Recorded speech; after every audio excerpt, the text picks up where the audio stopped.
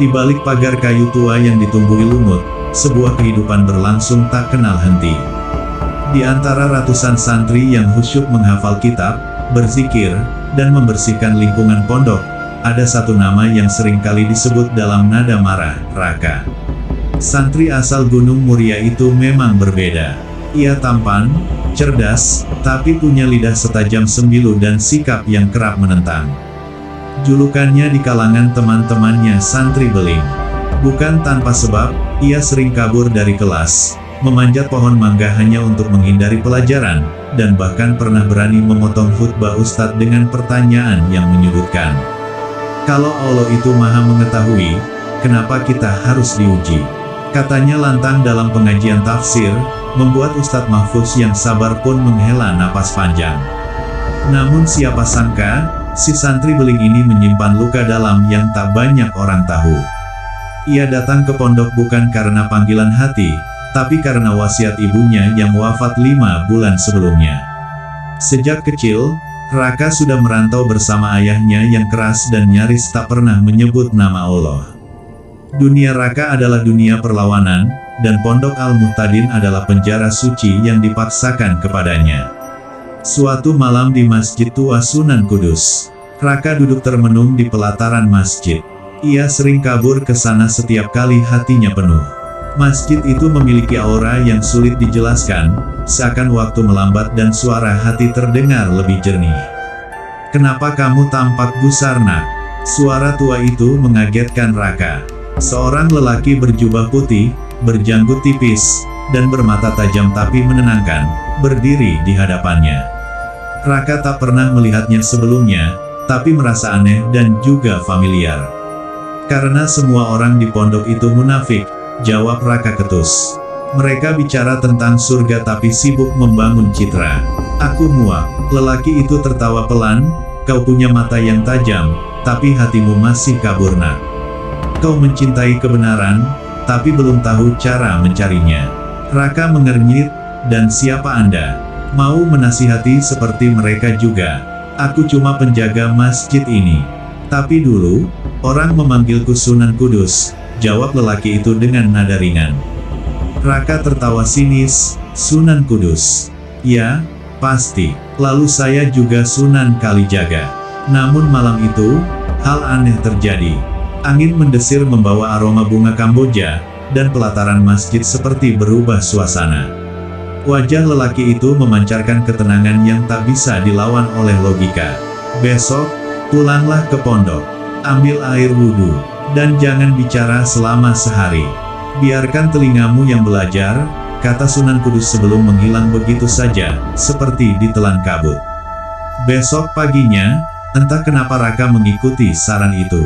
Ia diam sepanjang hari. Saat teman-temannya mengolok atau bertanya, ia hanya tersenyum. Diamnya membuat para ustadz heran, dan beberapa santri yang biasanya menjauhinya mulai tertarik mendekat.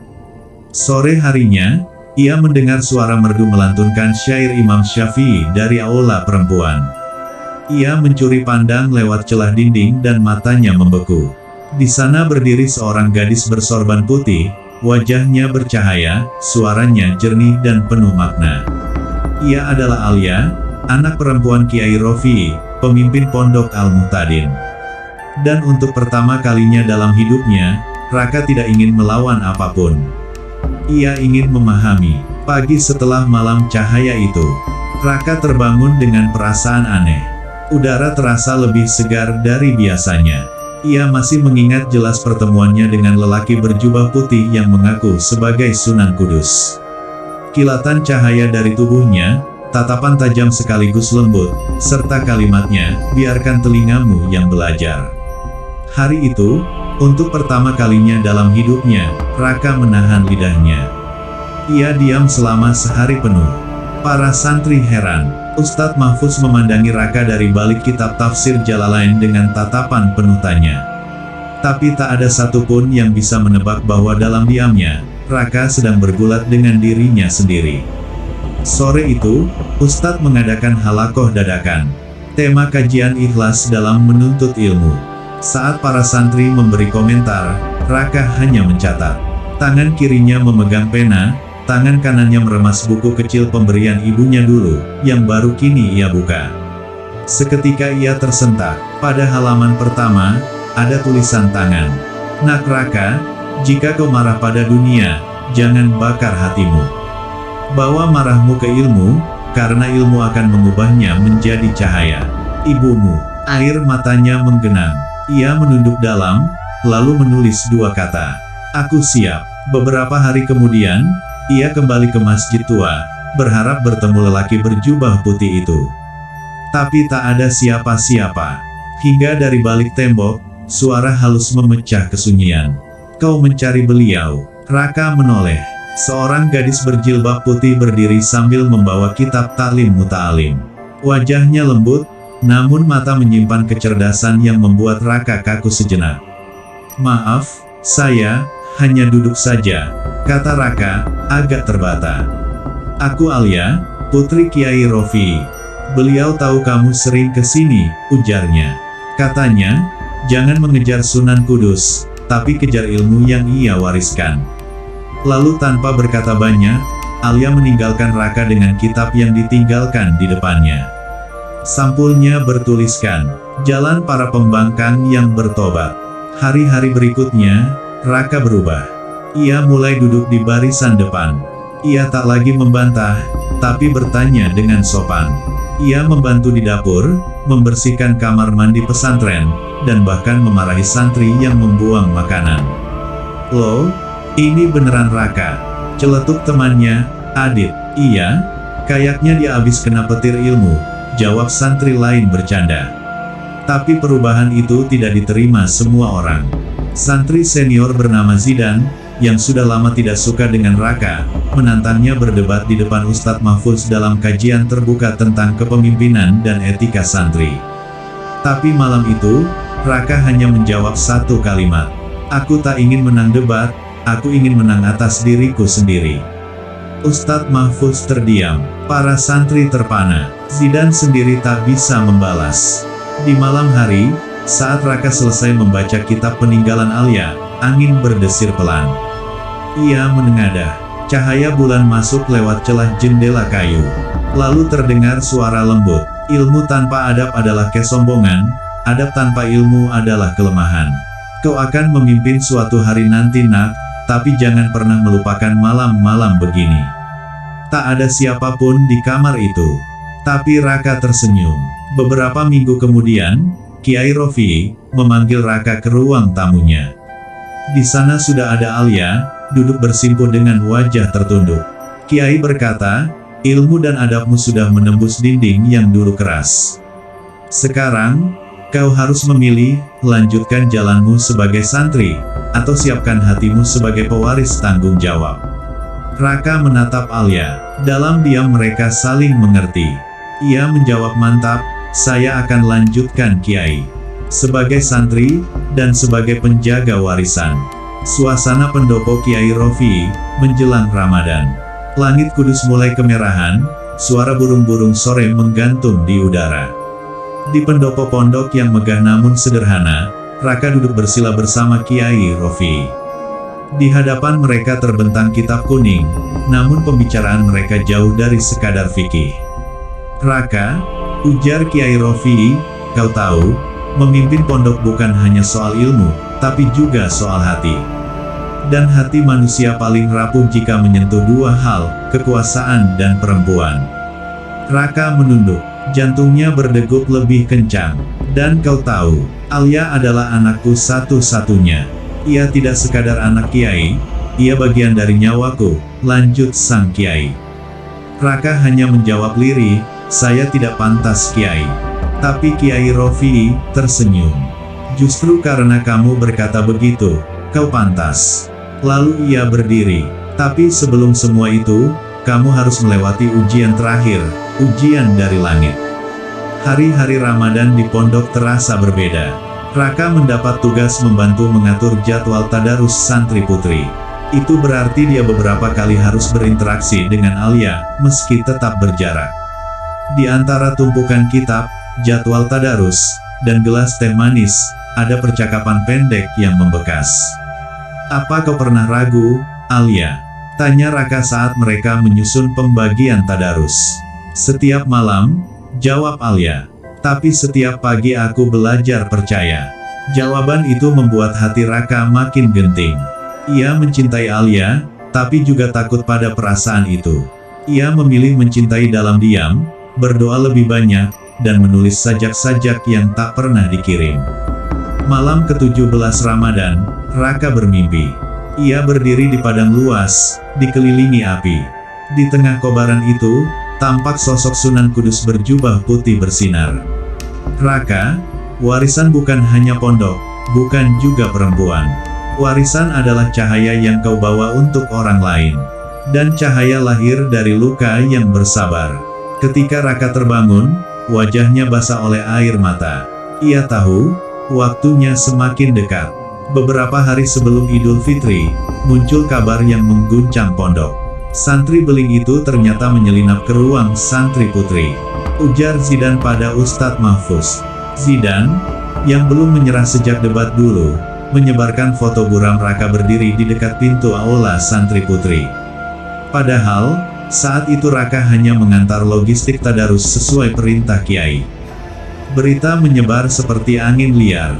Santri mulai membicarakan Raka, mengaitkannya dengan Alia. Beberapa guru muda mulai meragukan niat baiknya. Kiai Rofi memanggil seluruh guru dan santri senior. Raka berdiri di tengah serambi utama pondok, sendiri, menghadapi sorotan ratusan mata.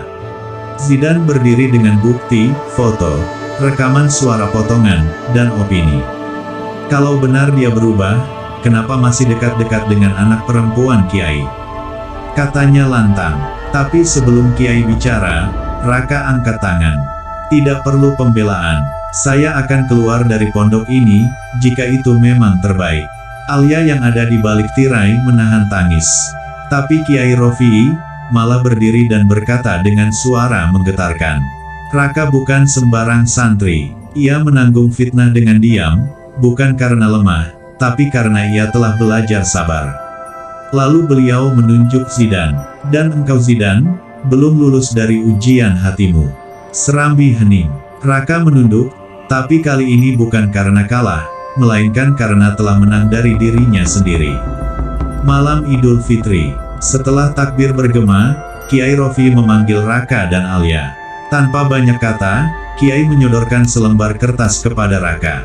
Surat itu berisi ijab kabul, bukan untuk dibaca, tapi untuk dijalani. Kau sudah melewati api dan fitnah. Sekarang waktumu menyalakan lentera, kata Kiai. Raka menoleh pada Alia. Ia menunduk, tapi tersenyum. Senyum yang selama ini hanya hidup dalam diam, kini menjadi janji. Bulan Syawal telah berlalu. Raka dan Alia kini resmi menjadi suami istri, tetapi kehidupan mereka bukan tentang kemewahan atau pesta. Pernikahan mereka sederhana, hikmat, penuh makna. Dan setelah itu, tantangan yang lebih besar menanti, melanjutkan amanah pondok pesantren yang telah berdiri lebih dari 1 abad. Suatu pagi, Kiai Rofi memanggil Raka ke perpustakaan tua pondok. Udara di ruangan itu berbau kitab kuno, debu, dan sejarah. Ada satu hal yang harus kamu tahu, ucap Kiai sambil membuka sebuah kotak kayu tua. Dulu, Sunan Kudus mewariskan ilmu kepemimpinan rohani kepada para pengasuh pondok dengan isyarat, bukan dengan tulisan. Kami menyebutnya warisan yang tidak tertulis. Raka mendekat, memperhatikan isi kotak itu, hanya sebuah tasbih dari kayu cendana dan secarik kertas lusuh dengan peta menuju sebuah gua di lereng Gunung Muria. Inilah jejak terakhir almarhum guru kami. Jika kau ingin memahami esensi warisan ini, pergilah dan temukan apa yang tak tertulis. Didampingi Alia dan 3 santri kepercayaannya, Raka mendaki ke arah gua yang disebut dalam peta. Perjalanan ditempuh dengan jalan kaki selama 2 hari. Mereka tidur di surau desa, makan dari bekal, dan sepanjang perjalanan Raka terus merenung, apa sebenarnya yang dicari. Malam hari, ketika kabut turun di lereng Muria, mereka menemukan gua itu. Di dalamnya, hanya ada satu ruangan batu dengan cahaya matahari yang masuk dari celah atas, menyinari kitab berlapis debu dan pelita minyak yang masih menyala. Raka membuka kitab itu. Isinya bukan hukum, bukan fikih, bukan sejarah. Isinya adalah kisah para pemimpin yang gagal karena tak mampu menundukkan egonya. Dan di halaman terakhir ada tulisan tangan. Pemimpin pondok bukan pewaris kekuasaan. Ia hanya penjaga amanah, bukan pemilik jamaah. Jika hatinya masih ingin dihormati, ia belum layak memimpin. Kembali ke pondok, Raka mendapati kenyataan baru, jumlah santri menurun drastis. Banyak yang pindah ke pesantren-pesantren modern, yang punya sistem digital, fasilitas mewah, bahkan media sosial aktif. Santri muda mulai membandingkan. Di sana, ngajinya pakai tablet. Di sini masih pakai kitab lusuh, celetuk seorang santri baru. Raka tahu, perubahan dibutuhkan. Tapi ia juga tahu, ruh pondok harus dijaga. Lalu, bersama Alia, ia mulai pelan-pelan membangun transformasi. Bukan dengan mengubah ruh, tapi membungkus nilai lama dengan cara baru. Ia membentuk tim santri kreatif. Mereka membuat konten dakwah berbasis kitab kuning, membuat podcast bersama ustadz, dan bahkan menyulap kamar-kamar kosong menjadi studio mini dakwah. Alia memimpin santri literasi. Ia menghidupkan kembali budaya menulis kitab syarah dengan metode modern. Kesuksesan mereka menarik perhatian, tapi juga ancaman. Suatu malam, Raka mendapat undangan diskusi terbuka dengan tokoh ormas garis keras yang menuduh pondoknya menyebarkan Islam lembek dan berbahaya karena terlalu toleran. Dalam forum yang disiarkan langsung itu, tokoh tersebut menyudutkan pondok Al-Muhtadin. Tapi Raka menjawab dengan tenang.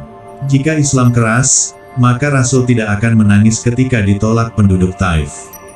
Jika Islam kasar, maka Quran tidak akan menyuruh kita menundukkan suara di depan guru.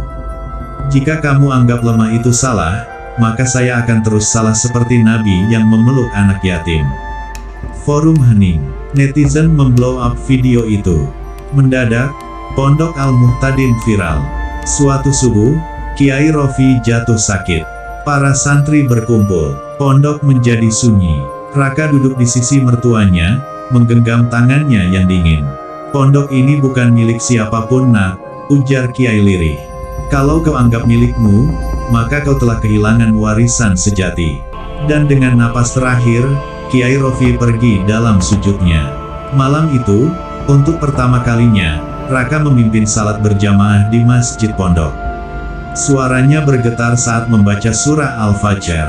Dan ketika ia selesai, semua santri menunduk menangis.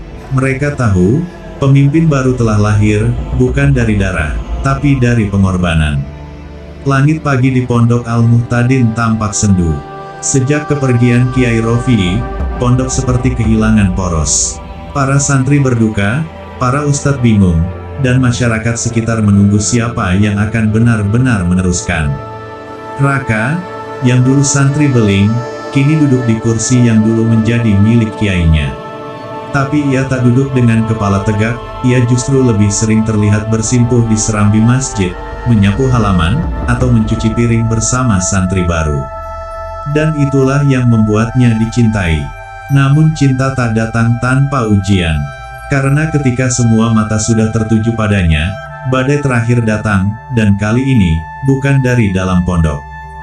Suatu hari, datang utusan dari Kementerian Agama dan organisasi besar Islam yang menawarkan posisi strategis pimpinan Pusat Pendidikan Nasional Pesantren. Dengan kapasitas panjenengan, kami yakin Al-Muhtadin bisa menjadi pondok rujukan nasional.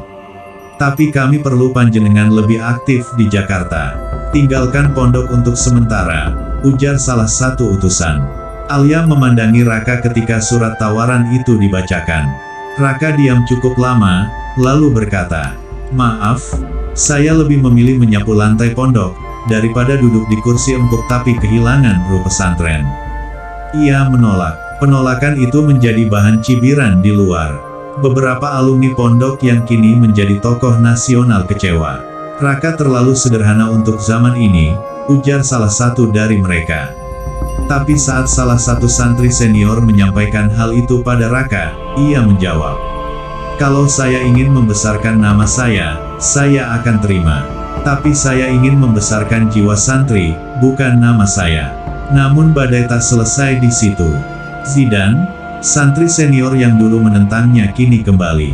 Ia berubah, sudah dewasa, bahkan membawa investor yang ingin membangun cabang modern dari Pondok Al-Muhtadin. Ayo kita dirikan kampus satelit Al-Muhtadin, biar lebih maju, ujarnya. Raka menatapnya lama. Boleh, kata Raka, tapi hanya jika tetap ada ruang untuk santri yang tidak punya apa-apa, yang datang hanya membawa tekad dan air mata. Zidan tersenyum. Kali ini, mereka sepakat. Malam-malam pondok kembali ramai dengan tadarus, diskusi tafsir, bahkan pelatihan digital untuk santri. Tapi satu malam, Raka bermimpi kembali bertemu Sunan Kudus. Sunan berdiri di pelataran masjid, wajahnya bercahaya, seperti saat pertama kali mereka bertemu. "Sudah kau jaga semua warisan Raka?" tanyanya. "Saya mencoba," jawab Raka. Sunan menunjuk ke arah belakang Raka. Di sana, terlihat ratusan santri, tua dan muda, tertawa, membaca, mencatat, menangis, dan berdoa. "Kalau begitu engkau bukan hanya santri Raka. Engkau penjaga warisan langit." Tahun demi tahun berjalan, Pondok Al-Muhtadin kini memiliki cabang pesantren digital gratis untuk santri dari pelosok, beasiswa penuh bagi anak yatim dan korban konflik, santri-santri yang belajar langsung dari kitab klasik, sambil membuat karya dalam bentuk konten, puisi, hingga film pendek dakwah. Raka tak pernah mencantumkan namanya di papan nama pondok. Ia menuliskan satu kalimat saja. "Tempat ini bukan milik siapa-siapa. Ia hanya milik cahaya yang dititipkan kepada siapa yang ingin menjaga." Suatu malam, Raka dan Alia duduk berdua di serambi masjid. Di depan mereka, para santri tengah latihan pementasan drama kisah Wali Songo. Alia berkata pelan, "Kau ingat waktu kita pertama kali bicara di halaman ini?" Raka mengangguk. "Saat itu aku belum bisa membaca hatiku sendiri." Alia tertawa kecil. "Dan sekarang?" Raka memandang langit malam. "Sekarang aku tahu, bahwa menjadi santri bukan hanya tentang belajar ilmu, tapi menjaga ruh, menjaga cinta, menjaga umat. Itu warisan langit yang sesungguhnya."